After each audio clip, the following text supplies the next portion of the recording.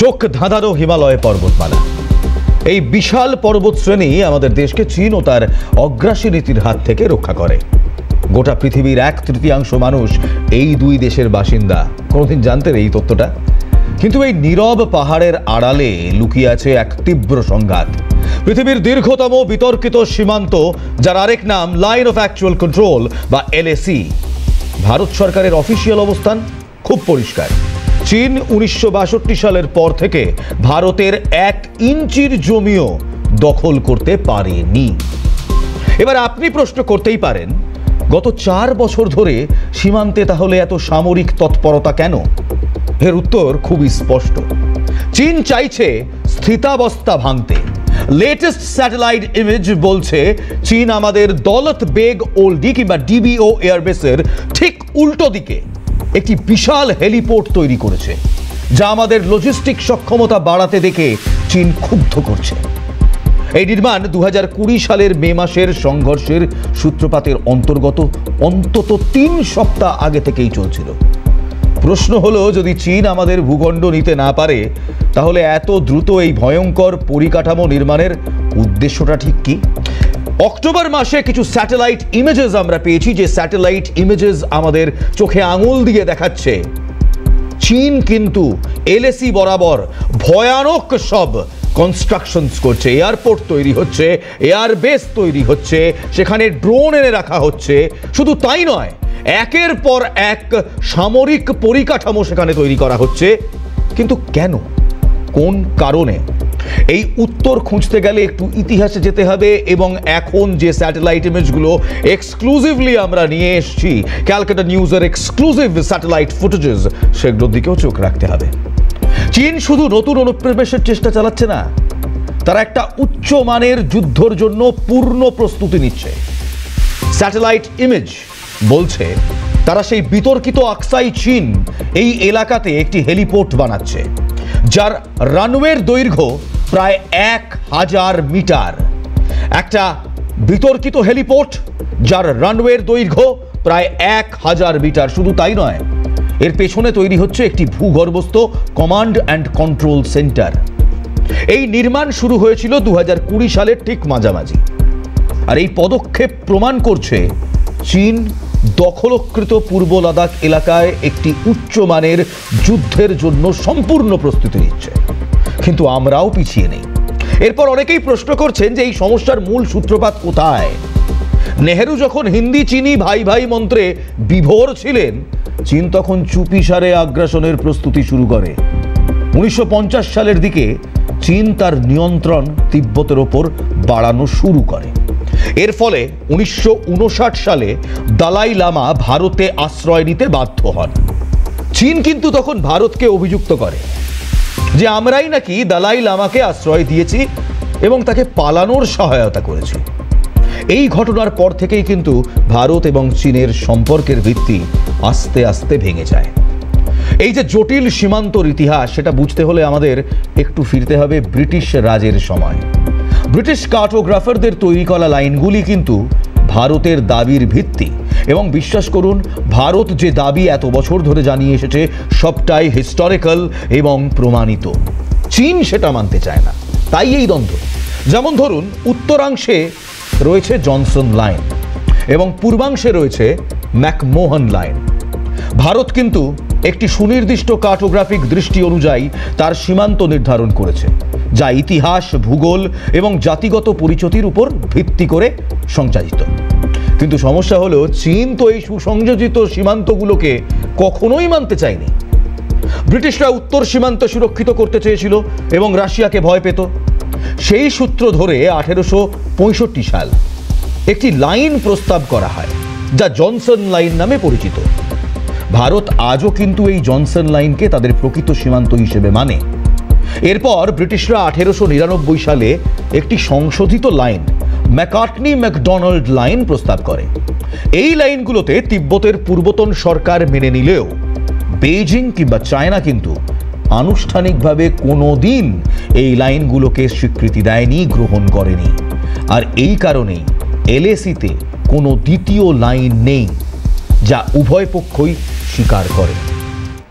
1947 সাল ভারত স্বাধীন হলো। কিন্তু 1949 সালে মাও জেদং তার কমিউনিস্ট পার্টি চীনের ক্ষমতা দখল করলো। তারা পূর্বতন সমস্ত চুক্তি বাতিল হয়ে গিয়েছে এমন ঘোষণা করলো। চীন তখন থেকেই এশিয়ায় আধিপত্য বিস্তার করতে চেয়েছিল, যেখানে চীন সব নিয়ম তৈরি করবে, অর্থাৎ চীন কারো কথা শুনবে না, চীনের যা ইচ্ছে সেটাই হবে। বকলমে চীনের দাদাগিরি। 1950-এর দশকে তিব্বত আক্রমণ করে চীন তার নিয়ন্ত্রণ নেওয়া শুরু করে। আমাদের বন্ধুত্বের আড়ালে চীন আস্তে আস্তে আগ্রাসন শুরু করে।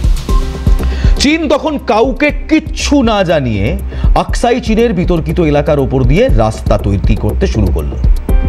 ভারত যখন আবিষ্কার করলো যে চীন এমন ভূখণ্ডের মধ্য দিয়ে রাস্তা তৈরি করছে যাকে আমরাই হিস্টোরিক্যালি আমাদের অংশ বলে জানি, তখন ভারত প্রতিবাদ করলো। চীন পাল্টা দাবি করে যে ভারত সম্প্রতি রাস্তা, টানেল এবং এয়ারফিল্ডের সংস্কার করেছে, স্থিতাবস্থা পরিবর্তন করেছে। তাই তাতে সাড়া দিয়ে চীন এই কাজ করতে বাধ্য হয়েছে, যা ডাহা মিথ্যে কথা। লাইন অফ অ্যাকচুয়াল কন্ট্রোল, যা এখন পৃথিবীর দীর্ঘতম বিতর্কিত সীমান্ত, সেখানে এই সংঘর্ষের আগে একটি অস্থায়ী সীমান্ত হিসেবে কাজ করত। 1993 থেকে 1996 সালের মধ্যে হওয়া চুক্তি অনুসারে কোনো পক্ষই স্থিতাবস্থা নষ্ট করবে না, কোনো স্থায়ী উপস্থিতি তৈরি করবে না এবং কোনো পক্ষই আগ্নেয়াস্ত্র ব্যবহার করবে না। এটাই ছিল চুক্তি। কিন্তু বিংশ শতকের বেশিরভাগ সংঘাতই ছিল নিরস্ত্র। 2019 সালের শেষের দিকে চীন পূর্ব লাদাখে অনুপ্রবেশের পরিকল্পনা করেছিল, ভেস্তে গিয়েছিল এবং সেই সমস্ত স্যাটেলাইট ইমেজ প্রমাণ করে চীন কিন্তু বারবার ভারতের দিকে তার নজর দিয়েছে। ভারত যখনই এলএসের কাছাকাছি কিংবা লাইন অফ অ্যাকচুয়াল কন্ট্রোলের কাছাকাছি রাস্তা ও পরিকাঠামো তৈরি করে নিজেদের লজিস্টিক সক্ষমতা বাড়িয়েছে, চীন কিন্তু তখনই আগ্রাসী কৌশল নিয়ে অনুপ্রবেশের চেষ্টা করেছে। চীনের এই আগ্রাসনের ফলেই 2020 সালের মে মাসে সংঘাত শুরু হয়, যখন চীনের পিপলস লিবারেশন আর্মি 5টা এলাকায় প্রবেশ করার চেষ্টা করে, যেখানে ঐতিহ্যগতভাবে ভারতীয় সেনারাই টহল দিত। প্যাংগং লেকে হাতাহাতি হলো। তারপর এলো সেই ভয়াবহ দিন 15 জুন 2020, গালওয়ান উপত্যকা। এই গালওয়ান উপত্যকায় হাতে হাতে লড়াই কিংবা ক্লোজ কোয়ার্টার কমব্যাটে আমাদের 20 জন বীর সৈনিক শহীদ হয়েছিলেন। চীন যদিও আজ পর্যন্ত কোনোদিন তাদের হতাহতের সংখ্যা অফিসিয়ালি প্রকাশ করেনি, কিন্তু এই সংঘর্ষের ফলে চীন ভারত সম্পর্ক সর্বকারের তলানিতে গিয়ে পৌঁছয়। চীন মনে করেছিল তারা হয়তো স্বল্প সময়ের জন্য তাদের দাবি প্রতিষ্ঠা করতে পারবে এবং ভারত তা মেনে নেবে, কিন্তু নো স্যার, চীন ভুল বুঝেছিল, চীন ভারতকে ভুল বুঝেছিল। এটা নতুন ভারত। এই ঘটনার পরেই ভারত সামরিক সক্ষমতা আরও অনেক বাড়াতে থাকে, আরও অনেক বাড়াতে শুরু করে। গালওয়ানের সংঘর্ষের পর ভারত কূটনৈতিক পথে চীনকে নিয়ন্ত্রণ করতে একেবারে সক্ষম হয়। গালওয়ান উপত্যকা, গোগরা হট স্প্রিংস এবং প্যাংগং সো লেক, এই সমস্ত এলাকা থেকে চীন আংশিকভাবে পিছু হটতে বাধ্য হয়। আমরা ভারতীয়রা চীনকে পিছু হটতে বাধ্য করেছিলাম। কিন্তু চীন এই আলোচনার আড়ালে আরও ভয়ঙ্কর প্রস্তুতি নিচ্ছিল। সম্প্রতি কিছু স্যাটেলাইট ইমেজ প্রকাশ করা হয়েছে, অক্টোবর মাসের কিছু স্যাটেলাইট ইমেজ। সেই স্যাটেলাইট ইমেজ বলছে চীন তাদের দখল করা তিব্বতের শিগাৎসে এয়ারবেসে গোপনে তাদের GJ-11 শার্প শোর্ড নামের স্টেলথ কমব্যাট ড্রোন মোতায়েন করছে। অগস্ট মাসের 2021 সালের, মাফ করবেন, অগস্ট মাসের 2021 সালে 2টি ড্রোন দেখা গিয়েছিল এই শিগাৎসে এয়ারপোর্টে। এখন অক্টোবরে সেই ড্রোনের সংখ্যা বেড়ে 4টে হয়েছে। Graphics please. 2021 সালে মাত্র 2টো ড্রোন, আর এই মুহূর্তে সেই ড্রোনের সংখ্যা বেড়ে 4টে। এই ড্রোনগুলির উপস্থিতি কোনো সাধারণ ঘটনা নয়। শিগাৎসে এয়ারবেসে মাত্র 3 বছরে চীন একটি সামরিক দুর্গে পরিণত করেছে। এই শিগাৎসে এয়ারবেস হয়ে উঠছে চীনের দুর্গ। তারা দ্রুত সামরিক সরবরাহ নিশ্চিত করতে রেল লাইন সংযোগ করছে। এই ড্রোনগুলি হিমালয়ের কঠোর বিরল বাতাসেও সামরিক ক্ষমতা বাড়াতে চীনের নির্মম সংকল্পের পরিচয় দেয়। এবং দেখুন এই মুহূর্তে যে স্যাটেলাইট ইমেজেস আপনাদের দেখাচ্ছি, শিগাৎসে এয়ারপোর্টের এক্সক্লুসিভ স্যাটেলাইট ইমেজেস যেগুলো ক্যালকাটা নিউজ অ্যাক্সেস করেছে, তাতে দেখা যাচ্ছে পর পর রানওয়েতে এক একটা ড্রোন দাঁড়িয়ে রয়েছে। এই ড্রোনগুলো হঠাৎ করে চীন কেন তাদের শিগাৎসে এয়ারবেসে মজুত করছে? এখন তো সম্পর্ক একেবারে মসৃণ, তাহলে এখন এই ড্রোন একেবারে এলএসি লাগোয়া শিগাৎসে এয়ারবেসে আনার কোন কারণ? কিন্তু বিশ্বাস করুন, আমরা ভারতীয়রা না কোনোদিন পিছু হটতে শিখিনি, এবং মোকাবিলা এলে আমরা ভারতীয়রা দেখাতে পারি আমরা ঠিক কোন মাটি দিয়ে বানানো। চীনকে মোকাবিলা করতে ভারত তার সামরিক সক্ষমতা আকাশ ছোঁয়া উচ্চতায় নিয়ে গেছে। ভারত ইতিমধ্যেই S-400 মিসাইল ব্যাটারি মোতায়েন করেছে। লাদাখের নিয়মর মতো উচ্চতাযুক্ত ফরওয়ার্ড এয়ারফিল্ডগুলিতে আপগ্রেডেড ফাইটার জেট স্কোয়াড্রন তৈরি রেখেছে। পাশাপাশি ভারতও তাদের দেশীয় প্রযুক্তিতে, অর্থাৎ আমাদের নিজেদের দেশে মেক ইন ইন্ডিয়া প্রযুক্তিতে তৈরি ঘাতক স্টেলথ ড্রোন প্রোটোটাইপ নিয়ে দ্রুতই কাজ করতে শুরু করে দিয়েছে। চীনের প্রতিটি সামরিক পদক্ষেপের জবাবে ভারত ইস্পাত কঠিন প্রতিরোধ গড়ে তুলেছে। আর সম্প্রতি অপারেশন সিঁদুরে যেভাবে আমরা পাকিস্তানকে পরাস্ত করেছি, তারপর আর চীন খুব একটা বেড়ে খেলার জো রাখবে না। ভারত চীনের এই অগ্রাসন মোকাবিলা করতে একেবারে 100% তৈরি। কিন্তু চীন কেন এত আক্রমণাত্মক? এর উত্তর লুকিয়ে আছে ভারতের মানচিত্রের এক দুর্বলতম অংশে, যা দেশের গলার নলি বা চিকেনস নেক নামে পরিচিত। আসলে এই অংশ দুর্বল নয়, তবে চীন এটাকে দুর্বল ভাবে। আমি কথা বলছি শিলিগুড়ির করিডোর নিয়ে, আমাদের এই বাংলার শিলিগুড়ির চিকেন স্নেক কিংবা শিলিগুড়ি করিডোর নিয়ে। 21 কিলোমিটার চওড়া এই করিডোরটাই হলো ভারতের উত্তর পূর্বাঞ্চলকে মূল ভূখণ্ডের সঙ্গে যুক্ত করার একমাত্র পথ, অর্থাৎ নর্থ ইস্ট এবং বাকি ভারতকে যুক্ত করে এই 21 কিলোমিটারের চিকেন স্নেক কিংবা শিলিগুড়ি করিডোর। ডোকালামে চীনের বারবার আগ্রাসন প্রমাণ করে তাদের মূল লক্ষ্য হলো এই চিকেন স্নেকের কাছাকাছি এসে ভারত এবং ভুটানের ওপর সামরিক চাপ সৃষ্টি করার। চীন ভুটানের দাবি করা অঞ্চলের রোড তৈরি করে সরাসরি এই করিডোরের দিকে চলে আসার চেষ্টা করেছিল, কিন্তু এই অঞ্চলটি সামরিকভাবে কৌশলগতভাবে অত্যন্ত গুরুত্বপূর্ণ। চীনের এই আগ্রাসী মনোভাব কেবল এলএসিতেই সীমাবদ্ধ নয়, কিন্তু তারা ভারতকে ঘিরে ধরার কৌশলে একাধিক কৌশল নিয়েছে। এর সবচেয়ে বড় উদাহরণ হলো পাকিস্তান। চীন কিভাবে পাকিস্তানকে কাজে লাগাচ্ছে? হঠাৎ পাকিস্তান চীনের কাছে এত গুরুত্বপূর্ণ কেন? সবটাই দেখাবো একটা ছোট্ট বিরতির পর। কোথাও যাবেন না, তাড়াতাড়ি ফিরবো। দেখতে থাকুন ছুপা রুস্তম চীন, সব বুজরুকি ধরে ফেলেছে ভারত। চীন যে ভারতকে ঘিরে ধরার কৌশল নিয়েছে তার সবচেয়ে বড় প্রমাণ এবং উদাহরণ হলো পাকিস্তান। চীন ও পাকিস্তান মিলে তৈরি করেছে 800 মাইল লম্বা কারাকোরাম হাইওয়ে। এই যে হাইওয়ের ছবি দেখাচ্ছি, এই কারাকোরাম হাইওয়ে, এটি চীনের বেল্ট অ্যান্ড রোড ইনিশিয়েটিভের একটি অংশ। ভারত মনে করে চীন এই করিডোরের মাধ্যমে পিওকে অঞ্চলে পরিকাঠামো তৈরি করছে। ভারত বিএরআই এর বিরোধিতা করে, কারণ এটি সার্বভৌমত্ব এবং আঞ্চলিক অখণ্ডতার মানদণ্ডকে সম্মান করে না। চীন এমনভাবে কৌশল সাজাচ্ছে যাতে ভবিষ্যতে ভারতকে একটি টু ফ্রন্ট ওয়ারের জন্য প্রস্তুত থাকতে হয়। চীন পাকিস্তানকে উন্নত প্রযুক্তি দিয়ে ভারতকে চাপে রাখার চেষ্টাও করছে। টু ফ্রন্ট ওয়ার মানে উত্তর পূর্ব এবং পশ্চিম। উত্তর পূর্বে চীন অর্থাৎ অরুণাচল অ্যান্ড সাবসিকুয়েন্ট এলএসি, এবং এখানে পাকিস্তানকে সহায়তা করে এই দুদিকে চীন চেষ্টা করছে ভারতকে চাপে রাখার। কিন্তু বিশ্বাস করুন, ভারতও তৈরি। এই যে ড্রোনগুলো আমাদের রাডারকে ফাঁকি দিয়ে সার্জিক্যাল স্ট্রাইক করতে সক্ষম বলে বলা হচ্ছে, সেই ড্রোনগুলোকে আমরা মেরে নামাতে পারি। প্রশ্ন হচ্ছে, চীন এখন আর শুধু মাটিতে লাঠি নিয়ে লড়তে চাইছে না, কারণ এলএসির সীমান্তের চুক্তি বলছে কোনো রকম আগ্নেয়াস্ত্র ব্যবহার করা যাবে না। তারা এবার চাইছে আকাশপথে আধিপত্য। তাহলে এই আকাশ ছোঁয়া হুমকির মোকাবিলা ভারত কিভাবে করবে? এত আগ্রাসনের মধ্যেও ভারত কিন্তু কূটনৈতিক পথে চীনকে নিয়ন্ত্রণ করতে একেবারে সক্ষম হয়েছে। এই কিছুদিন আগেই একটি আশার আলো কিংবা একটা আশার খবর এসেছে।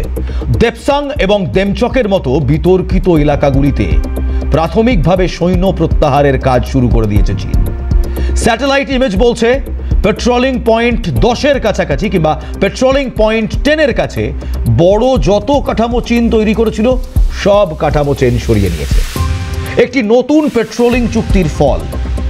বিদেশ সচিব বিক্রম মিশ্রি নিশ্চিত করেছেন যে এই এলাকাগুলিতে টহলদারি ও চারণ কার্যকলাপ 2020 সালের আগের স্থিতাবস্থায় ফিরিয়ে আনার লক্ষ্য নেওয়া হয়েছে। প্রধানমন্ত্রী নরেন্দ্র মোদীও জোর দিয়েছেন যে সীমান্তে শান্তি বজায় রাখাই আমাদের অগ্রাধিকার হওয়া উচিত। চীনের আগ্রাসনের জবাবে ভারত তার কৌশল বদল করেছে। আজ ভারত দ্রুত গতিতে এলএসির কাছে সড়ক, সেতু এবং রেল লাইন নির্মাণ করেছে।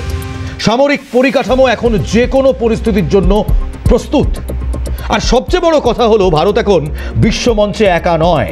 ভারত চীনের প্রভাব রুখতে কোয়াড জোটকে সামনে এনেছে। কোয়াড জোট মানে অস্ট্রেলিয়া, জাপান, ভারত, মার্কিন যুক্তরাষ্ট্রের যে জোট, সেই জোটকে আরও শক্তিশালী করেছে ভারত। মার্কিন যুক্তরাষ্ট্র ভারতকে চীনের মোকাবিলায় এক গুরুত্বপূর্ণ গণতান্ত্রিক শক্তি হিসেবে দেখছে, যারা চীনের আধিপত্য রুখতে পারে। বিশ্বের বিশেষজ্ঞরা বলছেন এবং একমত হচ্ছেন যে দক্ষিণ চীন সাগরে ছোট দেশগুলো চীনকে রুখতে না পারলেও ভারতই সেই একমাত্র দেশ কিংবা ভারতই হলো সেই একমাত্র দেশ যে কড়া হাতে চীনকে রুখতে পারে। হাতে গোনা দেশগুলির মধ্যে অন্যতম দেশ ভারত, যারা চীনের বিরুদ্ধে তার ঐতিহাসিক অধিকার বজায় রাখতে সক্ষম। জি জিনপিং এর লক্ষ্য স্পষ্ট। তিনি চান চীন বিশ্বের কেন্দ্রমঞ্চে থাকবে এবং চীনের অগ্রগতি হবে। চীন চাইছে যে সমাধান করা সম্ভব নয় সেই প্রশ্নগুলো ভবিষ্যতের জন্য ফেলে রাখুক কিংবা ফেলে থাকুক, কিন্তু ভারত তার সার্বভৌমত্বের প্রশ্নে একেবারে অটল, একেবারে অনড়। আমরা আমাদের পরিকাঠামো, প্রযুক্তি এবং কূটনৈতিক সম্পর্ক এমনভাবে মজবুত করেছি যাতে চীন আমাদের সার্বভৌমত্বের দিকে চোখ তুলে তাকাতেই না পারে। এলএসি কিংবা লাইন অফ অ্যাকচুয়াল কন্ট্রোল এখন শুধুমাত্র দুই সেনাবাহিনীর সংঘাতের ক্ষেত্র নয়, এটা এখন নীরব ড্রোনের বারুদখানা, সামরিক শক্তির মহড়া এবং বিশ্ব অর্থনীতির একটি রণক্ষেত্র হয়ে উঠেছে। কূটনৈতিক টেবিলে ভারত চীনকে পিছু হটতে বাধ্য করেছে, কিন্তু যতক্ষণ না দেপসাং ও দেমচকের মতো বাকি এলাকাগুলো থেকেও সম্পূর্ণভাবে স্থিতাবস্থা পুনরুদ্ধার করা হচ্ছে, ততক্ষণ কিন্তু ভারতের এই সংকল্প অটুট থাকবে। ভারত তার সার্বভৌমত্ব রক্ষার জন্য প্রতিটি চ্যালেঞ্জ মোকাবিলা করতে প্রস্তুত এবং প্রতি ইঞ্চি জমি রক্ষা করবে। তবে চীন আবার আরেকদিকে এলএসির খুব কাছাকাছি প্যাংডা গ্রামের মতো বেশ কিছু অসামরিক বসতি তৈরি করছে। সেই স্যাটেলাইট ইমেজগুলো দেখাবো।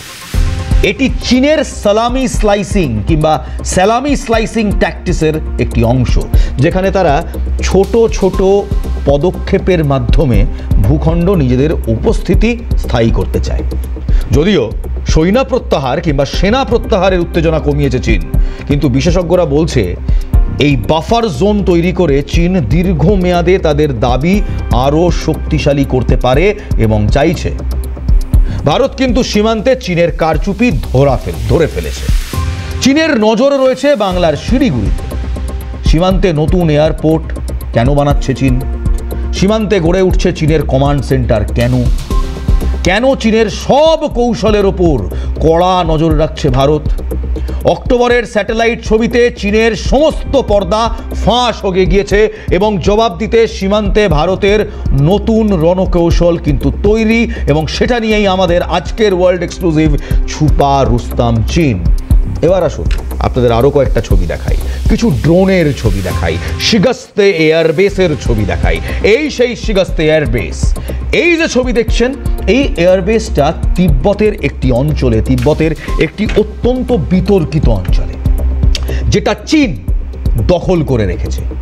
এই শিগাস্তে এয়ারবেসে চীন একের পর এক ড্রোন মোতায়েন করছেন। ওই যে ছোট্ট ছোট্ট লাল লাল বাঁদিকে ড্রোনগুলো দেখছেন, এগুলো হচ্ছে GJ-11 শার্প শ্রোড ড্রোন। 2021 সালের চিত্র বলছে মাত্র 2টি ড্রোন ছিল। এই সেই ড্রোন। এই সম্প্রতিকালে ওয়ার্ল্ড ওয়ার 2 নামে যে প্যারেডটি চীন করেছিল, তাতে এই ড্রোন চীন প্রথম সামনে আনে এবং তারপর স্যাটেলাইটে দেখা যাচ্ছে চীন 2021 সালে যেখানে মাত্র 2টো ড্রোন ছিল, এখন সেখানে 4টে ড্রোন এবং আস্তে আস্তে একটা গোটা কমান্ড সেন্টার বানিয়ে ফেলছে। কেন? কারণ চীন চাইছে ভারসাম্য যাতে বজায় না থাকে। কিন্তু আমরাও ভারতবাসী জানেন, আমরা যখন বলি নাম নমক নিশান, তার মানে হলো আমরা একেবারে প্রস্তুত। চীন যে হেলিপোর্ট বানাচ্ছে, প্রায় 1000 কিলোমিটার লম্বা হেলিপোর্ট, সেই হেলিপোর্টের ঠিক উল্টো দিকে আমরাও S-400 নিয়ে তৈরি আছি। এবং আমাদের ফোর্সেস, আমাদের সেনা, তাদের যখন জিজ্ঞেস করা হচ্ছে হাউস দ্য জোশ, তারা একটাই কথা বলেছে, high sir, very very high. অর্থাৎ চীন যদি এখন চেষ্টা করে আমাদের দিকে চুপিসারে তাকাতে, কিংবা এই G7-11 sharp showed stealth combat ড্রোনের মতো একাধিক ড্রোন নিয়ে মোকাবেলা করার জন্য, আমরাও কিন্তু একেবারে প্রস্তুত। আমরা প্রস্তুত আমাদের প্রযুক্তি নিয়ে, আমরা প্রস্তুত আমাদের মনোবল নিয়ে, আমরা প্রস্তুত আমাদের কূটনীতি নিয়ে, এবং আমরা প্রস্তুত আমাদের সেনাবাহিনী নিয়ে। কারণ বিশ্বাস করুন, 1 ইঞ্চি জমিও এই ভারতীয়রা ছাড়বে না, আমরা ছাড়বো না। দরকার হলে প্রতিটি ইঞ্চিতে ইঞ্চিতে জবাব দেব, মেপে জবাব দেব, কিন্তু ভারত তার সার্বভৌমত্ব এবং তার ওয়ার্ল্ড সুপ্রিমাসি রক্ষা করবে। আগেও করেছে, আগামীতেও করবে। চীনের কারচুপি কিন্তু ভারত ধরে ফেলেছে। ভারত কিন্তু জানে চীন ঠিক কি কি প্ল্যান করছে, এবং সেই অনুসারে আমরাও কিন্তু কৌশলগতভাবে আমাদের গুটি সাজিয়ে যাচ্ছি। তাই জন্যই তো বলা হয় নাম নমক নিশান। আজ এই পর্যন্তই। আগামীকাল আবার দেখা হবে ঠিক রাত 9টায় আরও একটা ওয়ার্ল্ড এক্সক্লুসিভ নিয়ে। আপাততর জন্য ধন্যবাদ। ভালো থাকবেন, ভালো রাখবেন। জয় হিন্দ।